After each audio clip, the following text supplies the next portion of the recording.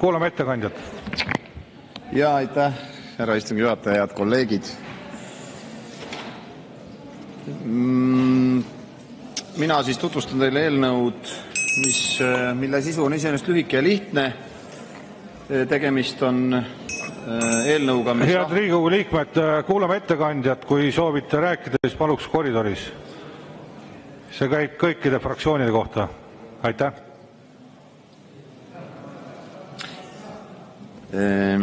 Kõikide fraktsioonide kohta, ka fraktsioonitute kohta käib see. Pole viga, saame edasi. Inimesed olid rõõmsad ja kihevil, ma vaatasin siin need fraktsioonitud saadikud ja reformierakondlased, et see automaks ikkagi jäi kehtima. Mina ei saa nende rõõmu jagada. Läheme selle eelnõu juurde, mida ma siin tutvustamas olen. Tegemist on siis eelnõuga, mis rahvasuus on tuntud kui pangamaksu eelnõu. Siin on ka teisi fraktsioone olnud, kes on mõneti analoogset eelnõud esitanud, aga nendes teistes eelnõudes on olnud ettepanek mõnevõrra radikaalne võib-olla, et lihtsalt võtta ühel sektoril kasumist pool ära ja olekski kogu lugu. Et meie eelnõu tegelikult ei pruugigi kedagi maksustada, vaid ta annab raami, et kui krediidiasutused tegutsevad ja näiteks toimub midagi sarnast, nagu toimus intressidega siin mõni aeg tagasi, kus intressid hakkasid väga kiiresti kerkima, siis meie pangad kandsid selle intressitõusu väga kiiresti ja sujuvalt üle laenuvõtjatele, küll aga unustasid intressitõusu edasi kanda hoiustajatele. Ja juba siis, see oli seal 23. aasta alguses, kui me esimest korda selle eelnõu sisse andsime, see ühiskonnas ka debatt selle üle algas, pankurid tulid välja sellise muidugi PR-kampaaniaga, kus hakati rääkima midagi sellist, et kui ettevõtja on olnud innovaatiline või kuidagi eriti produktiivne, siis ta saabki ju rohkem kasumit ja ebaõiglane oleks seda siis maksustama hakata. Tegelikult selles jutus tõetera oli selles osas, mis puudutab, et tõepoolest, kui mõni ettevõtja on innovaatiline või eriti tootlikult suudab oma asja teha ja saab suuremat kasumit, et siis ei tohiks seda kasumit kuidagi ekstra maksustada, aga pankade puhul midagi sellist ei olnud. Pangad ei teinud kuidagi oma tööd efektiivsemalt, ei tulnud ka turule mingite uute toodetega, rääkimata sellest, et nad oleksid näiteks teenustasude või intressitasemed kohendanud sinna kohta, kuhu nende emapangad näiteks Rootsis on need paigutanud.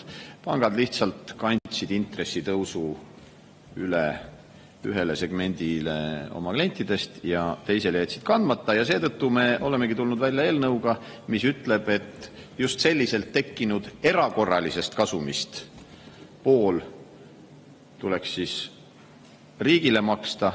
Teine variant oleks pankadel korrigeerida intressi kohe mõlemas otsas, mis väldiks selle erakorralise kasumi tekkimist ja piltlikult öeldes selles erakorralises olukorras käituks ühiskonna suhtes õiglaselt. Ja sellisel juhul mingit maksu ei tuleks, sellisel juhul mingit erakorralist kasumit ei tuleks. Nii et ja kusjuures see erakorraline osa, mida maksustatakse, ei oleks kohe nii, et mingi võrdlusbaasi aastate kasum ja kõik, mis seda ületab, vaid võrdlusbaasi aastate kasum pluss veel 50% erakorralist ja vot seda ületavast osast siis tuleks pool maksta maksuks, nii et ma ütleks, et rohkem kui mingisuguse täiendava maksueelnõu on see sellise raami andmine krediidisektorile ja ma saan aru, et praegu üks vastuargument on see, et see intressiralli on möödas ja intressid pigem alla tulemas, kuigi maailm on jätkuvalt väga volatiilne, me ei tea, kuhu siin miski liikuda võib, aga mõnes mõttes praegusel rahulikumal ajal ongi hea see raam paika panna. Et siis on ka ettevaatavalt pankadel olemas raamistik ja teadmine ja sõnum riigi poolt, et kuidas võiks käituda. Seni ei ole seda laadi mõtted koalitsioonis head kõlapinda leidnud. Me mäletame kõik, ma arvan, seda pilti, mis ajakirjanduses oli, kuidas tol hetkel, kui see diskussioon võimalikust pangamaksu kehtestamisest algas, siis läksid sellised, ütleme, tõsiste nägudega pankurid, sisenesid toonase peaministri Kaja Kallase tööruumidesse, pidasid seal sellise väga efektiivse koosoleku, ei läinud tundi aegagi ja siis me nägime pilte, kuidas nad hõlmade lehvides ja naerul näoga tulid sealt välja, sest peaministriga oli kokku lepitud, et mingit pangamaksu ei tule.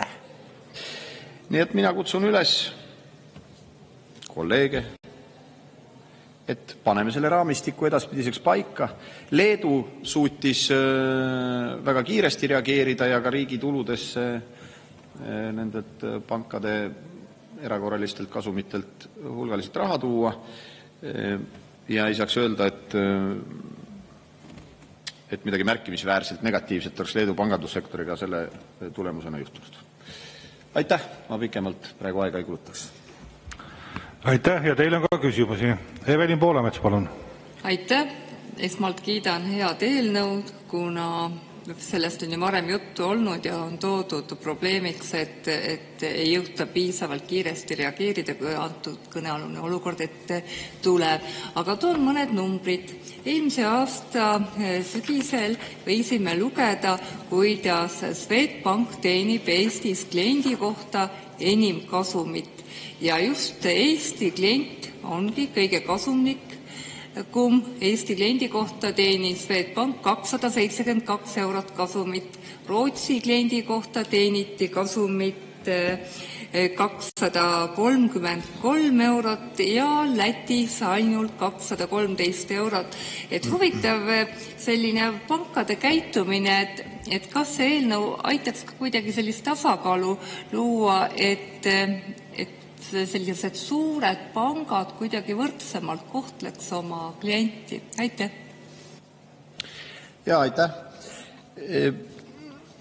Selles mõttes ilmselt veidi aitaks, et kui me sellise raamistiku paika paneksime, mis ütleks pankadele, et riigi vaates ei ole see aktsepteeritav, kui niimoodi röövellikult oma klientidelt raha võetakse, siis võib-olla see paneb neid mõtlema ka laiemalt oma tegevuse üle ja võrdlema seda näiteks emapankadega Rootsis, et ka siin teenuseid pakkuda parema hinnatasemega. Teine asi, mis muidugi aitaks pankasid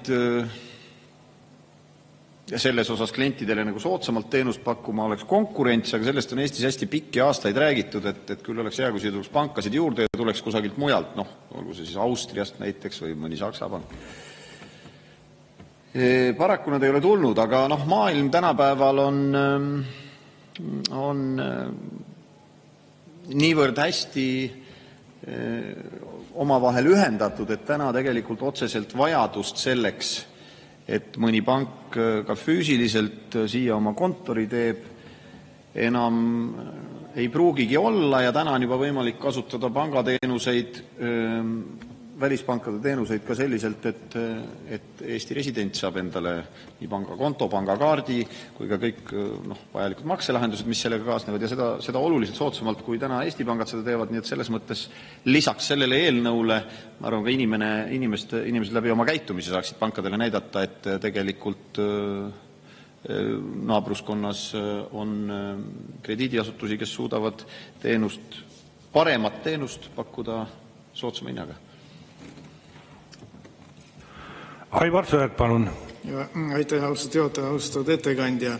Teie eelnõu suhteliselt lühikeses seletuskirjas on sellisel prominentsel kohal on väide, tsiteerin, võib eeldada, et intressid jäävad kõrgeks ja võivad isegi tõusta, mistõttu on aasta lõpuni pigem oodata selle tulu suurenemine. Ma juhin tähelepanu sellele, et Euroopa Keskpank alustas intressi langetusega 2024. aasta juunist. Sel aastal on intressid langenud, märtsis viimati järgmisel nädalal langetatakse tõenäoliselt, sellest kirjutab Reuters, viidates juhtivate ökonomistide seisukohale ja samamoodi viitab Reuters, et veel on ökonomistide arvates 2 intressitõusu ees. Et ma küsin, et opositsiooni eelnõud on tavaliselt ongi sellised nii-öelda hästi pealiskaudsed ja vigadega, aga kas selline lause siin, kas see, ütleme, see on juba natukene ülemäärane praak, et kas teil on see teema üldse läbi töötatud, ma küsin selliselt. Ja aitäh. Kõigepealt ma tunnustan siin, Aivar, et tore on, kui mõnikord siin debatis osalevad ka koalitsiooni esindajad, nii et selles mõttes aitäh tulemast. Ma vastuseks su küsimusele ütleks, et ma ei nõustu sinuga, et see on kuidagi ekstra prominentsel kohal see lause.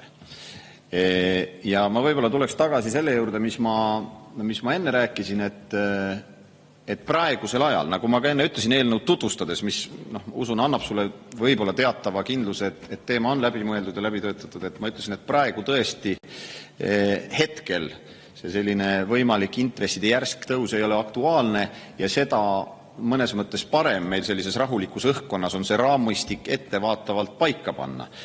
Sest et sõltumata sellest, millised on prognoosid või kuidas tegelik elu läheb, siis kui ta peaks nii minema, nagu juhtus siin ütleme 23. aastal, et intressid hakkavad järsult tõusma, siis me oleme ette pankadele öelnud sõnumi, et ärge sellisel juhul tehke niimoodi, et te kannate selle kohe päeva pealt üle laenuvõtjatele, küll aga ei kanna seda üle hoiustajatele. Mis on tegelikult, ma ütleks, röövkapitalism, eks ole, et nii et selles mõttes jah, ma ei nõustu suga, see väide ei ole kuidagi ekstra prominentsel kohal, aitäh. Vadim Belobrovtsev, palun. Ja aitäh, lugupeetud ettekandja. Neid eelnõusid on opositsiooni poolt esitatud siin saalis küll ja küll, et ka eelmisel aastal siis, kui Euribor oli päris kõrge ja pangad siis teenisid päris korralikku kasumit, kuni 1 miljard eurot aastas. Aga miks teie arvates koalitsioon ei tahtnud sellest jätkuvalt mitte midagi kuulda, et kehtestati uusi makse, siis vähendati peretoetusi, suurendati erinevate maksude määrasid, aga pangamaks oli selline asi, millest koalitsioon ei tahtnud midagi kuuldagi. Aitäh. Ma alustaks oma vastust ühes kunagises tuntud huumorisketšis kõlanud lausega, kahtlusi ei ole, aga kõhklusi on. Et see asi, miks koalitsioon ei taha teemaga tegeleda, võib olla seotud selle sama koosolekuga, mille pidasid maha meie toonane peaminister Kaja Kallas ja siin asuvate pankade juhid. Sest tõesti, fotodelt oli näha, need pangajuhid olid tõesti ülevoolavalt rõõmsad, kui nad Stenbocki majast ära jalutasid.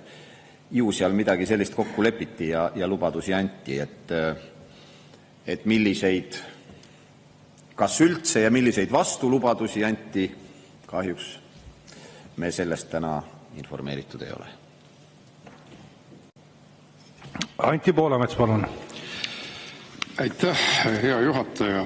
Eks Reformierakonna sünnitrauma ongi seotud pankadega, sellepärast neil on mingisugune traumaatiline suhe nendega, et kõik algas ju sellega, kuidas 10 miljonit dollarit läks seiklema Siim Kallase allkirjaga, tegi reisi ümber maakera New Yorgi panka ja siis Šveitsi panka ja siis mätsiti, et ikka partei alles jääks ja näed siiamaani särab.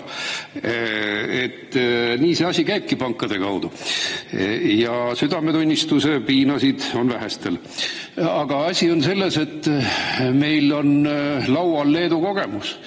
Nii palju, kui mina olen vaadelnud neid asjaolusid, siis neil on väga hästi läinud. Et pangad toimivad hästi, riigi rahakotti saadi raha ja kui sa veel suudad äkki võrrelda, et millise maksu oleks võinud siis ära jätta, minu meelest täpselt see, millest me täna rääkisime, automaks oleks ära jäänud. Jaa, kui me oleksime reageerinud sama otsustavalt kui leedulased, siis ma olen suga täiesti nõus, suurusjärkude mõttes olekski automaksu saanud ära jätta ja võib-olla oleks saanud ka jätta ära sellised muudatused, mis puudutavad siin suurperede toetamise vähendamist või kas või seda, et enam laste arvelt pered ei saa tulumaksu tagasi ja nii edasi, et tegelikult tõepoolest Leedu riigikassa on saanud sellest tublisti turgutust ja mingisugust pangandussektori toimimise mõttes mingisugust katastroofi oli seal juhtunud, ei olegi midagi negatiivset juhtunud. Eks pankurid said ka aru, et saigi palju võetud ja tõmbasid tagasi. Aga ma olen leedulastega palju oma varasemas karjääris koos töötanud ja nendega on teinekord päris keeruline koostööd teha. Nad on sellised nagu kanged selles osas, et nad ajavad oma asja, aga mille eest tuleb neid kiita, et see asi on selline Leedu asi. Isegi eraettevõtlus sa puutud selle kokku, et leedulased väga vaatavad, et kuidas Leedus paremini läheks.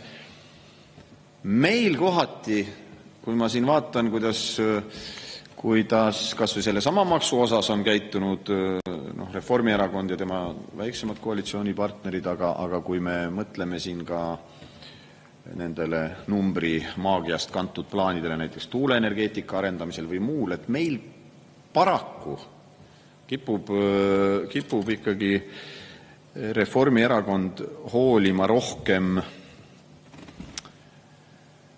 suurtest välismaa onudest kui oma riigist ja rahvast ja jällegi, võib-olla see ei ole hoolimine suurtest välismaa onudest, vaid see võib-olla on ikkagi seotud mingisuguste vastastikuste üksteise toetamistega. Aitäh. Lauri Laats, palun. Aitäh, ja istungi juhataja, hea ettekandja. Meie Eesti kommertspankade omakapitali tootlus on suurem kui siis meie Skandinaavia erakapitalil toimivatel pankadel. See on teada tõde, üleüldine. Ja lisaks sellele, et kui oli selline turbulentne aeg, mis saa öelda, et nüüd on ta vähem turbulentne, aga võeti otsus siis keskpanga poolt vastu, et hakatakse Euribori tõstma. Ja iseenesest oli ju näha, et kuidas tegelikult pankade kasum veelgi suureneb ja oli väike lootus, kui nad tõesti pangajuhid käisid toolase peaministri juures, aga tulid väga lõbusalt välja ja selge see, et sealt mingit otsust ei tulnud. Ja kogu selle asja juures tegelikult paneb imestama, et kui meil on niigi suur omakapitali tootlus, ehk siis kasumid on suured ja siis läbi Euribori need kasumid veelgi suurenesid, aga teisest küljest meie Vabariigi Valitsus selleks ei teinud, et panna kohustuse peale, et need pangad hakkaks ka solidaarselt vastutama ja panustama riigi ja olukorda parandamaks. Aitäh. Jah, ma nõustun teiega, meie valitsus mitte et ei teinud piisavalt, vaid ei teinudki midagi. Isegi sõnumite andmise mõttes olid ikkagi sõnumid kas olematud või suisa tagurpidised. Aitäh. Aivar Sõerd, palun. Austatud juhataja, austatud ettekandja, et teie eelnõu eesmärk just on maksustada netointressi tulu kasvu võrreldes 3 viimase aastaga, aga ma räägin, et Euribori langustrend on alates 2023. aastast ja see ju jätkub ja netointressi tulu otseselt sõltub Euribori muutusest. Et see tähendab seda, et lähiaastatel teie eelnõu ei too mitte sentigi maksutulu eelarvesse, et selline olukord, nagu nüüd oli mõned aastad tagasi, kus Euribor sisuliselt nullist kerkis kuni 4%-li 2022. aastal, et mis te siis või kuidas teil siis või mis teie seisukoht või arvamus on või mis teie positsioon on, et millal teie eelnõust mingisugune tulu hakkab laekuma, et millal selline olukord võiks jälle tulla, kus Euribor nullist 4%-ni kerkib lühikese ajaga? Ja aitäh. Selle prognoosi osas ma arvestades just praegu maailmas toimuvat, me teame, et ütleme, seni kehtinud maailmakord on praegu kõvas raputuses ja kuhu need raputused välja viivad, seda ma arvan, on täna raske prognoosida nii minul kui ka ma arvan kõigil analüütikutel, kes istuvad ilusatest klaasist majades, et seda prognoosi ma ei oska öelda. Nüüd retrospektiivselt ma oskan öelda seda, et kui me oleks reageerinud sama kiiresti, kui seda tegi Leedu, siis meil oleksid tulud juba laekunud riigieelarvesse, aga teisipidi ma tahan, Aivar, öelda veel kord üle seda, mida ma olen juba 2 korda rääkinud. Kui me praegu paneme selle raamistiku pankade jaoks paika, mis ütleb neile, et kui saabub erakorraline aeg ja intressid hakkavad erakordselt kiiresti tõusma, siis ei ole õige ega õiglane kanda seda üle ainult laenuvõtjatele ja mitte kanda seda üle hoiustajatele. Ja minu arvates on see ka pankade jaoks hea, kui selline nagu ettenähtavus on ja riik on sellise raamistiku paika pannud, sest siis võib-olla juhtubki see, et tõepoolest riigieelarvesse lisatulusid ei laeku, küll aga ühiskonnas on intressi mõju ikkagi sedapidi tasakaalus, et mitte ainult ei koorita laenuvõtjaid, vaid antakse kõrgema intressiga tulu tagasi ka hoiustajatele ja ma arvan, et siis me olemegi heas kohas ja ma veel kord ütlen, et teha seda praegu, selles mõttes intresside valguses rahulikul ajal, mitte üleüldises mõttes rahulikul ajal, ongi hea, sest muidu vastasel korral, eks ole, see pankade nii-öelda vastutöö propaganda mõttes oligi ju selline, kus öeldi, et nüüd te tagant järele ja pole ettenähtavust ja nii edasi, et väldiks seda. Teeme selle asja ära rahulikult ja järgmine kord oleme juba palju paremas kohas riigina. Aitäh. Mart Helme, palun. Aitäh, no see on niisugune spekulatiivne küsimus praegu, aga kui me vaatame nüüd seda, mis toimub vastastikuste tollide kehtestamisega, seda, mis toimub riikide võlakirjadega, seda, mis toimub börsidel, siis minul isiklikult on küll väga tõsine kahtlus, et meid ootab ees kogu maailma rahandussüsteemi krahh ja põhimõtteliselt, jälle võime kasutada seda levinud väljendit, rahanduse taksomeetri nulli keeramine rahvusvahelises rahanduses. Võib-olla tulevad mingid uued Bretton Woodsi kokkulepped, võib-olla viiakse uuesti rahad kullastandardi alusele, sest suurriigid on viimastel aastatel kõvasti kulda kokku ostnud, et sellisel juhul muidugi kogu see Eesti maksusüsteem kukub ka kokku. Ja Eesti ei ole selleks absoluutselt ette valmistunud. Absoluutselt ei ole ette valmistunud. Siim Kallase juhtimisel oma kullavarud müüsime ka mingisuguste kahtlase väärtusega ja tänaseks mitte eksisteerivate aktsiate eest maha. Mis siis Eesti majandusest ja Eesti riigi ülalpidamisest üldse saab? Oled sa nagu mingit teoreetilist konstruktsiooni siin mõelnud? Väga spekulatiivne küsimus. Aitäh. Jaa, aitäh, Mart, tõesti, nagu ma ka tegelikult Aivarile vastates juba ütlesin, et mina praeguses situatsioonis väga prognoose ei julge teha, aga tõepoolest mulle ka tundub, et raputus on praegu nii kõva, võrrelgemgi seda siis maavärinaga, millele võib järgneda tsunami, mis pühibki platsi puhtaks ja siis tuleb hakata kõike otsast peale tegema. Aga ka siis, kui me siis oleme veel kohas, kus me saame seda taha, ma kutsuks ka siis üles Aivarit, et isegi kui intressitemaatika pole veel kusagile jõudnud, aga mis selles halba on, kui me siis panganduse regulatsiooni paneme selliselt paika, et liiakasu võtmist riik ei aksepteeri. Minu arust see oleks igati mõistlik. Aga see, et raputus on praegu tugev ja mulle tundub, et tugevnev ja kuhu see välja viib, ma ei julge sellel teemal siin spekuleerima hakata. Ma arvan, Mart, et kui sina siin mõne küsimuse raames saad minu asemel tulla, et sul on võib-olla huvitavaid prognoose selles osas pakkuda. Kalle Grünthal, palun. Aitäh, lugupeetud istungi juhataja.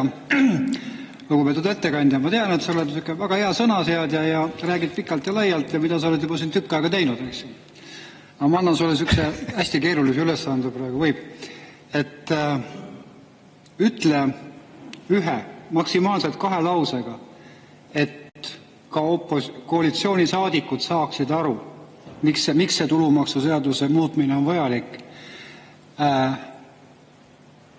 Ma loodan, et sa selleks saad hakkama. Ehk siis lõpeta minu lause. Selle tulumaksu muutmise seaduse eelnõu on sellepärast Eestile vajalik, et ja nüüd palun jätka. Aitäh. Et tulevikus ei oleks kiiresti kerkivate intresside perioodil pankadel võimalik viljeleda sellist röövkapitalismi või liiakasu võtmist, kus intressitõus kantakse üles ainult ühele poolele oma portfellist ehk laenuvõtjatele, aga seda jäetakse üle kandmata hoiustajatele. Martin Helme, palun. Aitäh! Donald Trump esines just eile või paar päeva tagasi ühe kõnega, kus tuli juttu sellest, et tema need tariifid, eks ole, kuidas need tariifid küll mõjuvad ja börsid langevad ja ta ütles väga ilusad sõnad, et aga ta on väga hea meelega keskklassi ja tööinimeste poolel. Et lõpuks ometi peab ka olema mõni president, kes astub keskklassi ja tööinimese poolele ja et siiamaani on kõik presidendid ja kõik valitsused kogu aeg olnud pankurite poolel. Et, tegelikult meie eelnõu ju lähtub samast mõtteviisist. Ma siis küsin, et kõik need inimesed, kes praegu meile üritavad selgeks teha, et nii ei tohi teha, sest majandus hakkab siis koledal kombel kannatama, kui pankadel on halb elu. Et esiteks, kas meil on ikka nii hull elu nendel pankadel, et neilt ei võiks natuke rohkem võtta maksu ja teiseks, et kas see on üldse tõsi, et siis majandus hakkab kannatama? Aitäh. Ja, ma mõtlesingi, et ma vastan lühidalt, et need inimesed valetavad. Ja meil on lähedalt võtta Leedu näide, Leedu tegi selle maksu ära ja veel kord, nagu ka meie eelnõu, me ei taha minna ettevõtjaid maksustama lihtsalt selle eest, et nad saavad kasumit, et võtaks sealt ühe osa ära. Seda tahtis meil hiljaaegu teha Reformierakond, et teeme kõikidele ettevõtetele tulumaksu. Meie ei taha seda teha. Meie tahame teha seda, et kui pank, kes ei tule turule mingisuguse tõesti turgu raputava innovatsiooniga, mis toob talle tohutult klienti juurde, võimaldab rohkem tulusid teenida või väga odavalt oma teenust pakkuda, kui ta kasutab lihtsalt kõrgesti tõusvaid intresse selleks, et koorida laenuvõtjaid ja mitte sentigi sellest anda hoiustajatele, et siis nii ei tohi teha. Sisuliselt, ütleme, on see eelnõu, mis paneb pankade jaoks tegevusraami. Et meie ei taha minna ettevõtjate kasumit asja eest teist taga maksustama, mida veel mõni kuu tagasi surus Reformierakond. Nüüd nad on õnneks selles osas mõistuse pähe võtnud, mine tea, võib-olla ma olen siin mitu korda seletanud sama asja, võib-olla kuulavad kabinettides ja tulevad siia ja lähemegi edasi ja paneme selle raamistiku paika. Suur tänu, rohkem teile küsimusi ei ole.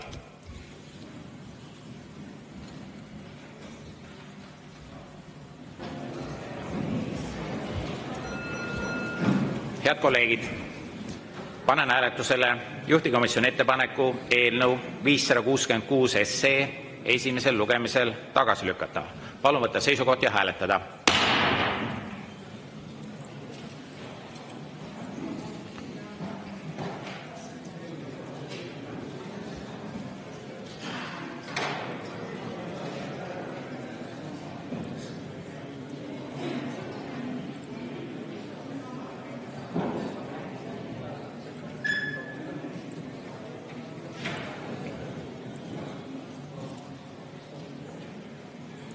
Selle poolt hääletas 46 Riigikogu liiget, vastu 20, erapooletuid 0. Ettepanek leidis toetust. Eelnõu 566 SE on tagasi lükatud ja langeb menetlusest välja.